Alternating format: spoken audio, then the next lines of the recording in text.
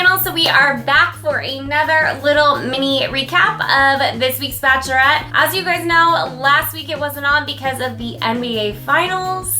Okay, I know, we've got some basketball fans out there. But I was definitely ready to watch the drama unfold. Kenny, Lee, Iggy, let's get started. So if you guys remember, we left off with Lee just starting a bunch of shit in the house. Lee and Iggy are really just stirring the pot here. First, they had an issue with Eric. Now it seems like they're having an issue with Kenny. Basically what happens is Kenny is talking to Rachel before the rose ceremony, and Lee comes up and says that it's like urgent, that he really needs to talk to Rachel. I guess he gives Kenny something like 15 seconds or 16 seconds, and he's just hanging out around there waiting for Kenny to be done. Back off. Give him some space. Kenny's not gonna go and kidnap her. Lee has this weird, sick thing about him that he likes to get under people's skin. There is something wrong with you when you feel like that's what brings you happiness, is to irritate other people. He had this like weird,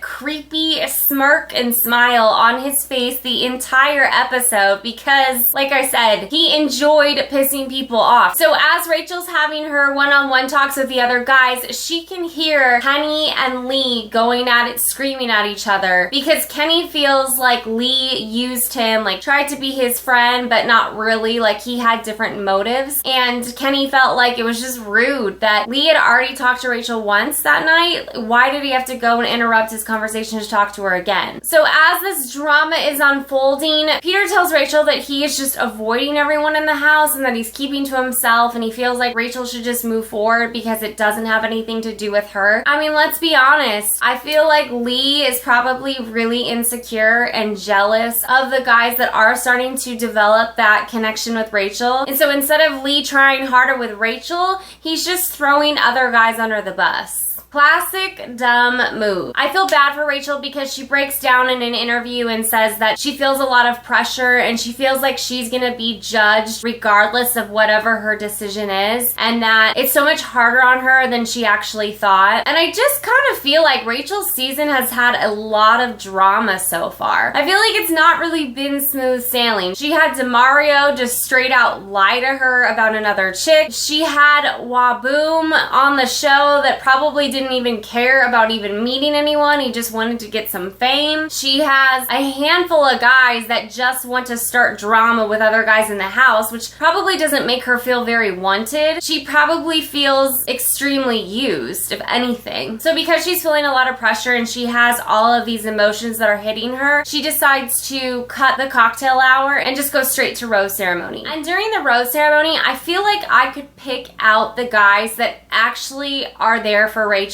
that aren't there for the fame, that aren't there for just a good time, to maybe meet some friends. I mean, it's so obvious to me who should stay and who should go. And what do you know? Lee is staying. To be honest, I feel like those were the producers probably telling her that she needed to keep Lee, because I don't really see what is so special about Lee. Even if he didn't start all that drama, I don't think that they have a connection. I've actually never thought that they had a connection. Lee was never on my radar. So and then knowing the drama that he's starting, I mean, he started it with two guys now. He started it with Eric, and now he's starting it with Kenny. Why would you want Lee to stay? So now it's time for a one-on-one date, and Dean gets chosen to go on a date with Rachel in South Carolina. I know a lot of you guys like Dean. I felt like there was something weird about Dean, like I didn't trust Dean. Maybe because I see what kind of asshole Lee is. I feel like maybe now I like Dean a little bit more. My original opinions of Dean don't really exist anymore, but I think it's just because Lee is just really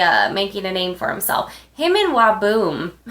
So they go on a picnic and Dean sees this blimp coming towards them, and turns out they're gonna go on a blimp ride. Dean is afraid of heights. That thing, I'm not even afraid of heights, but seeing what that was like inside, I'm pretty sure I would have vomited maybe a couple times. One thing a lot of the guys had to say about Dean is that they felt like he was way too young for Rachel. Rachel's 32 and Dean is 25, and they felt like Dean just didn't have as much life experience, or at least not enough for Rachel. But my one argument to that is when they had dinner later, Dean really opened up to Rachel about his childhood, because he kept saying that his family kind of fell apart, and I guess guess when Dean was 15 years old, his mom passed from breast cancer. So he found out when he was 9, and then she was in remission, and then it came back, and unfortunately she didn't beat it. And just watching Dean open up about it, you could see, one, that Dean was really nervous to talk about that. Felt like he kept looking down and just like, you know, obviously had a hard time expressing what that was like. He did start to cry. I felt for Dean so much at that moment because he was so vulnerable and just let it all out there. And I think he made the comment that he had never shared that with anyone before and that it's super hard to share. And I can totally relate to that because I lost my dad when I was 20, and I know how difficult it is to talk about it. There are some times that I can openly talk about it, and then other times like I'm just bawling my eyes out and like I can't even speak. My whole point to that story, I feel like that was a tangent. I go off on these tangents a lot. My whole point to that story though is that I feel like Dean, he may be young, he may be 25, but he did go through something that was life-changing at an early age. And I feel like that kind of just makes you mature a little bit. Knowing that like things can just drastically change like that in your life that you have no control over, I think just forces you to grow up a little bit. And like he said, his family fell apart because his dad wasn't home a lot. His brothers and sisters had moved out, and so he said that he felt like he was home alone from 15 to 18. It sounded like he kind of had to be his own parent for 3 years. So I do feel like Dean is probably a lot more mature than what we think he is. So on that note, Dean is definitely up on the list for me now. Now it's time for the group date, and the guys go on a boat ride with Rachel, and it's definitely a nice change because the tension in that house is so strong that at least on the boat ride, they were able to just have fun and goof around, and they were drinking and dancing. There was no drama on the boat, which was really nice. At least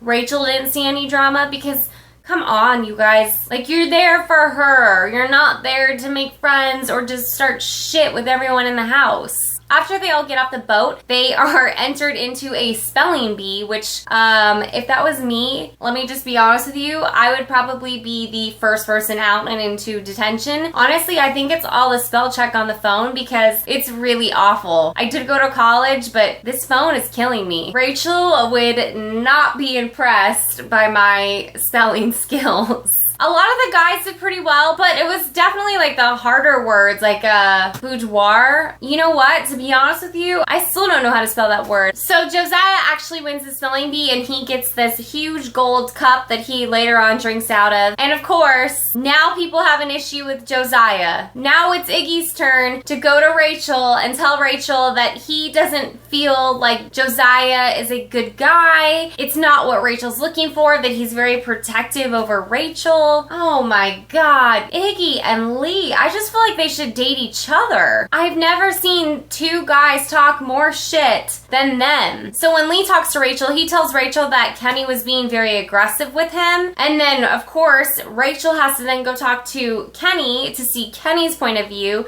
And Kenny says that Lee is an outright liar, that he was never aggressive, that he was several feet away from Lee. I always feel like the person that's throwing someone else under the bus just bought their ticket to go home. But I feel like Rachel's very fair, where she wants to hear everyone's side before she makes that decision. And for that reason alone, that probably makes Kenny feel really uncomfortable. But knowing that Lee was just saying bad stuff about Eric, and now he's moved on to Kenny, I just feel like that's a massive red flag. A massive red flag for Lee, and then a massive red flag for Iggy. So Kenny's pissed, obviously. He goes to pull Lee aside. They go out on the patio, and then of course, to be continued. I don't know. If I was Kenny, I would probably take that guy and throw him into the ocean. Lee has got to go. So I'm dying to know what the hell happens next week because as you guys probably saw the preview, Kenny's bleeding. There's a 2-on-1. What in the hell happens, you guys? Let me know what you guys think down below. Let me know if you guys actually like Lee and if you guys actually like Iggy. Let me know if you think Kenny was being aggressive or if you think Lee is just absolutely out of his mind. Let me know if you guys think Lee and Iggy would make a good couple. So let me know your guys' thoughts down below. Thank you guys so much for watching as always, and if you are not subscribed, make sure you subscribe to my channel because I post videos every single Wednesday. However, next week,